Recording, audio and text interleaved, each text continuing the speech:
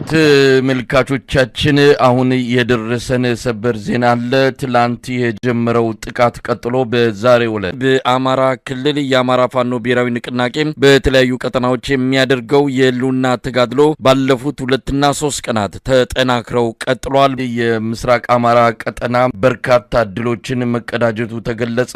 ከ500 በላይ የአብይ አህመድ ወታደሮችን መማረኩን ነው አሁን በደረሰን መረጃ ላይ ተመለከተው። በርካታ ተሽከርካሪዎች በቁጥጥር ስር ውለዋል። የመንግስት ባለስልጣናት ሊያመልጡ ሲል መደምሰሳቸው ነው በመረጃው ላይ ተመለከተው።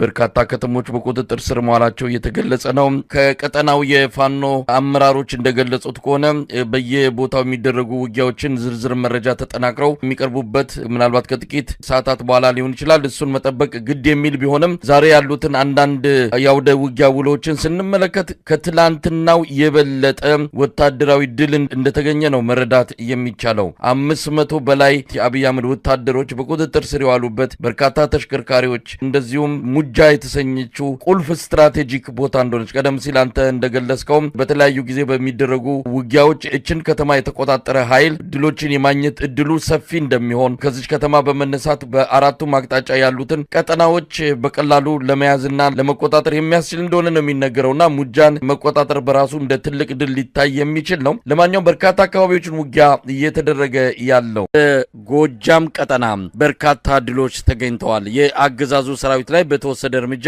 ከጦር መሳሪያና ከተለያዩ ድሎች ባሻገርም የአገዛዙ ሰራዊት የመንቀሳቀስ አቅሙን የሚያዳክም እርምጃ በመውሰድ በከፍተኛ ብልጫ ፋኖ ድሎችን አካባቢዎችን እየተቆጣጠረ እንዳለ ነው ያገኘነው መረጃ የሚያመለክተው። በሌላ በኩል የአብይ አህመድ አገዛዝ ወደ ሰሜን ቀጠና ትኩረቱን ያደረገው በአማራ ክልል ያለውን አጠቃላይ ሁኔታ መቋቋም ስላልቻለ የአብይ አህመድ አገዛዝ ከአማራ ክልል ሰራዊቱን እያስወጣ ያለው ተሸንፎ እንጂ ለሌላ ስትራቴጂ እንዳልሆነ ነው ካገኘነው መረጃ ለማወቅ የተቻለው። የአብይ አህመድ አገዛዝ በአማራ ክልል እየገጠመው ያለውን መጠነ ሰፊ ወታደራዊ ኪሳራ መቋቋም እንዳቃተው ለዚህም ሌላ ሰበብ ምክንያት እየፈለገ እንዳለ የብልጽግናው አገዛዝ በዋናነትም አብይ አህመድ በአማራ ፋኖች ተሸነፉ የሚለውን ትርክት አሸናፊ ሆኖ እንዳይወጣ ይልቅስ ሌላ አሸናፊ ኃይል እየፈለገ ያሸነፈን ህወሓት ነው ያሸነፈን ሻዕቢያ ነው የሚል ምክንያት እየፈለገ ለራሱ የሚጽናና እንደሆነ በደንብ የተረዳንበት ሁኔታ ነው ያለው። ፋኖ በራሱ እቅድ በራሱ ኃይል በራሱ መስዋዕትነት ድል ሲያስገኝ ከጀርባው እከለ ያለ እነዚህ ናቸው የሚደግፉት እያለ የፋኖን ድልና የፋኖን ተጋድሎ ለማጣጣል የሚሄድበት ርቀት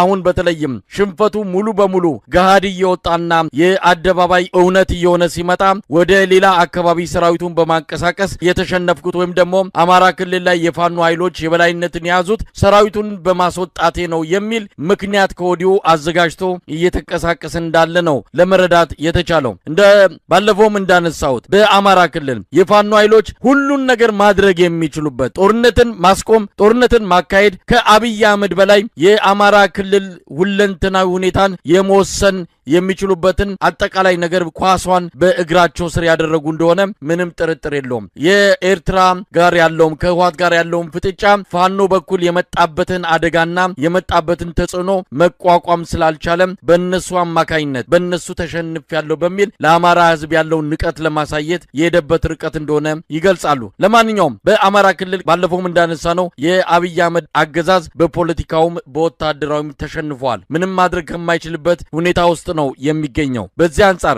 ምን ልናይ እንችላለን? በቀጣይም የአማራ ፋኖ ብሔራዊ ንቅናቄ አጠቃላይ ጥቃት ለመክፈት ዝግጅት እያደረገ እንዳለ ተነግሮናል። ይህንንም ለማከናወን የሚያስችላቸውን የወታደራዊና የፖለቲካዊ አንድነት እየሰሩበት እንዳለ እንዲህ አይነቱ ጥቃት ሲከፈት እንደከዚህ ቀደሙ አንድ ቦታ ብቻ ነካ በማድረግ ወይም በአንድ ቦታ ብቻ የተወሰኑ እንቅስቃሴ እንዲኖር በማድረግ ሳይሆን አጠቃላይ በአማራ ክልል ወጥ በሆነ መልኩ በተመሳሳይ ሰዓት በተመሳሳይ ቀን ጥቃት ለመፈጸም እንደተዘጋጁ ነው የምናቀው። ይሄ ደግሞ የተወሰነ መናበብ የተወሰነ ጊዜም ሊጠይቅ ይችላል፣ ግን የማይቀር በቅርብ የምናየው ክስተት እንደሚሆን ነው ማረጋገጥ የሚቻለው። ለማንኛውም በአጠቃላይ በኢትዮጵያ ወቅታዊ የተጋድሎ እንቅስቃሴ በተለይም በአማራ ክልል ያለውን መነሻ በማድረግ ከዘውትር ተሳታፊያችን ጋር ቆይታ እናደርጋለን። በቀጥታ ወደሱ አልፋለሁ። የተለያዩ አካባቢዎች ያሉትን ተጋድሎች የተመለከተ መረጃ አሰባስባል። ወደ አንተ በቀጥታ ልለፍ። አመሰግናለሁ መሳይ። እንግዲህ ከሰሞኑ በዚህ 5 ቀንና 6 ቀናት ውስጥ የማዕከላዊ ጎንደርና የደቡብ ጎንደር ወታደራዊ ድሎች በጣም በከፍተኛ ደረጃ ተፋፍሞ በቀጠለበት ሰዓት ጎጃም ምን ነው ዝም አለ፣ ምንድነው እንቅስቃሴ አያደርግም እየተባለ ሲታማ ነበረ። ነገር ግን ለካ ራሳቸው ኃይላቸውን እያደራጁ ትጥቃቸውን እያደራጁ ጥናት እያደረጉ አሁን ዛሬ ከሰሜን ጎጃም ጀምሮ ከአቸፈር ጀምሮ እስከ ጫፍ እስከ ደጀን ድረስ 3ቱም ዞኖች ያካለለ ምናልባትም 4ቱን ዞኖች ያካለለ የምዕራብ ጎጃም፣ ሰሜን ጎጃም፣ ምስራቅ ጎጃምና የአገዋዊ ዞንን ያካለለ በርካታ አውደ ውጊያዎችን ከፍቶ የአገዛዙ ጦር በጣም በከፍተኛ ደረጃ እየመታው እንደሚገኝና በተለይ በጎጃም ወደ ምዕራብ ጎጃም አካባቢ ያለው ወታደራዊ ማጥቃት ዘመቻ ሽመልስ በማለት በአንድ በተሰዋ ጠንካራ አዋጊ መኮንን የተሰየመ ወታደራዊ ጥቃት ሰንዝረዋል። በተለይ በዋናነት ጃዊ ቀጠና ፈንድቃ ከተማ አቅራቢያ የፋኖ ኃይሎች በፈጸሙት ማጥቃት በርካታ ጦር ከነ ቡድን መሳሪያቸው ሲማረኩ ኩምበር በተባለ ቦታ ላይ ተሰማርቶ በነበረው የአገዛዝ ጦር ላይ ጥቃት በመፈጸም ሙሉ በሙሉ ተደምስሷል ማለት ይቻላል። እንግዲህ በአጠቃላይ የ105ኛ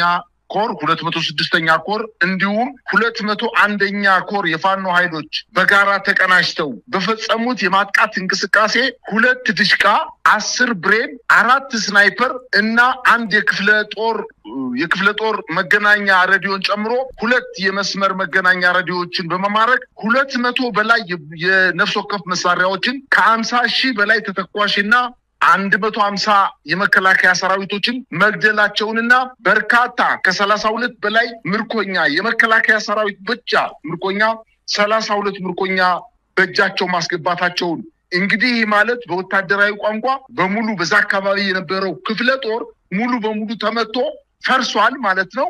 እጅ ሰጥቷል፣ ተደምስሷል። የያዘውን ሙሉ መሳሪያ ለፋኖ ኃይሎች እንዳስረከበና በተለይ 105ኛ 206ኛና 201ኛ ኮር በጋራ በፈጸሙት ማጥቃት በጃዊ ቀጠና የነበረው በተለይ ፈንድቃና ኩምበር በተባሉ ከተሞች ላይ በፈጸሙት ማጥቃት እስከዛሬ ድረስ በዛ አካባቢ ተገንቶ ያልታወቀ ድል መቀዳጀታቸውን ነው ያስታወቁት። በሌላ ዜና በዛው አካባቢ በፋግታ ለኮማ ወረዳ ፋግታ ከተማ ላይ ዛሬ ጠዋት ከሌሊቱ 12 ሰዓት ጀምሮ ውጊያ የከፈተው የአገዛዝ ጦር 59ኛ ክፍለ ጦር ሙሉ በሙሉ ተደምስሷል ማለት ይቻላል። እንግዲህ ይሄ ፋግታ ለኮማ ማለት በጣም በቅርብ ርቀት ላይ ከጃዊ በቅርብ ርቀት ላይ የሚገኝ አካባቢ ነው። 59ኛ ክፍለ ጦር በዛ አካባቢ ይህን ኃይል ለማገዝ የተመታውን ኃይል ለማውጣትና የቆሰሉ ኃይሎችን ለማውጣት እንቅስቃሴ በሚያደርግበት ሰዓት በፋግታ ከተማ አቅራቢያ የነበረው የአገዛዝ ጦር ተመቶ መበታተኑና